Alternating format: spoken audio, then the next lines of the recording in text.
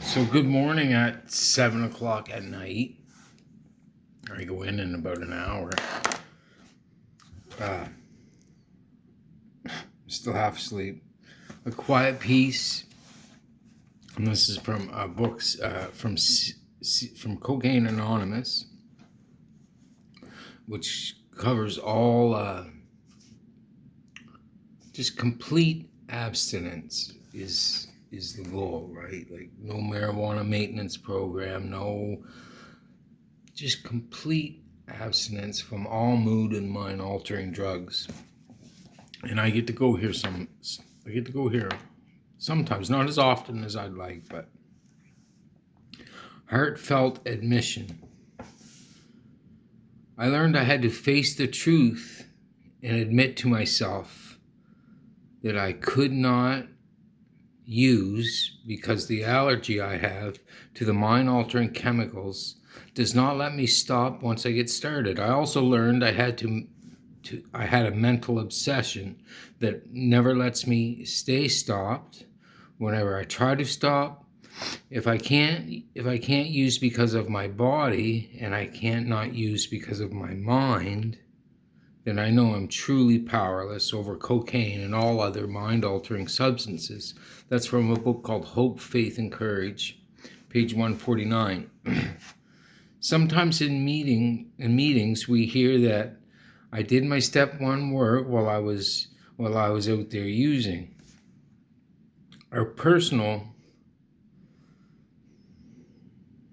drug-a-log is invaluable when it comes to looking at ourselves and answers some of the initial recovery addiction-based questions. However, such history falls way short of a heartfelt admission of powerlessness and acceptance to an unmanageable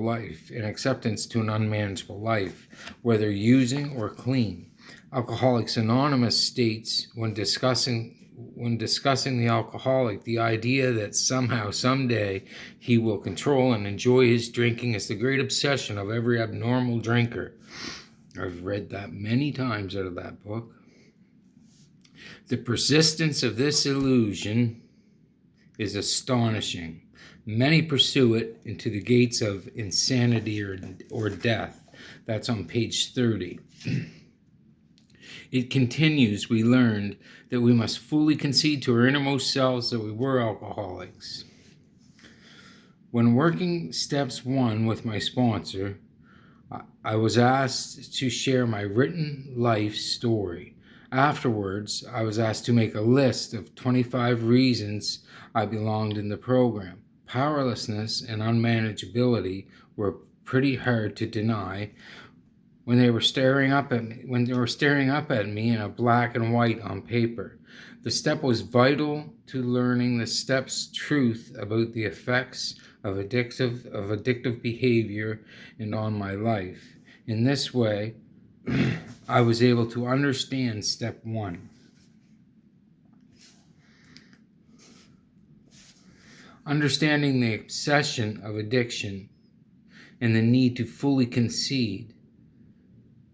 The nature of our disease are perhaps the 2 most important steps of recovery. The delusion that we are like others, or presently may be, has to be smashed. That's also from Alcoholics Anonymous, page 30. The Big Book provides us with questions to help us determine if we have a problem. The answers are left to us and only us, as no one can determine for another if he or she is an addict.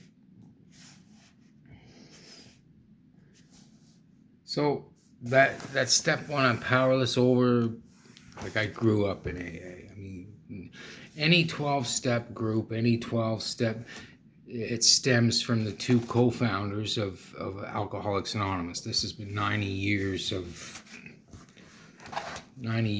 recovery, and the sole purpose is getting yourself to getting yourself to a power greater than yourself. It's a spiritual experience, a spiritual exercise. That can look however you want it to look, right? Of course, I have a specific faith, so I'm always careful in secular. I'm careful with whoever I'm talking to. Not that I'm ashamed, not that I worry about offending, but I'm no good on a soapbox. I'm no good to no one. The only example, I don't care where you are in the church. The only example is your life. That's it. That's all you got. Would you have your life playing out above you on a little screen above your head? Your home life?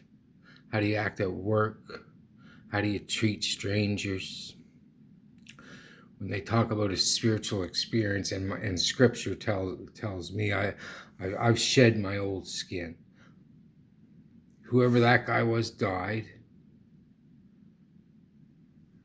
Born again new. I've put on new skin, a new mind, a new eyes. That's what recovery will do for you from this stuff. That's what... Just follow some directions. If you're not doing a great job with your life, just let someone else guide and direct you for a while until you start hearing that voice. The voice could come from anything. Yeah, sure, it might come from a burning bush or a donkey. I don't know. I've struggled with a bit of mental illness my life. I've heard some voices coming from some strange things. So this admitting powerlessness or even stating it once in a while at a meeting, it's just to relate to a newcomer. That's not my identity. I'm a son, and I'm a father, and I'm a good friend to have in any situation.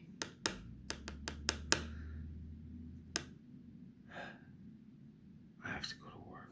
Okay, it's day 4. 4 on, 4 off. I'm going to see my daughter because of a changed life. I'll stop in and see my mother. I was half asleep. I think I just got offered a job. I'm not sure. Yeah.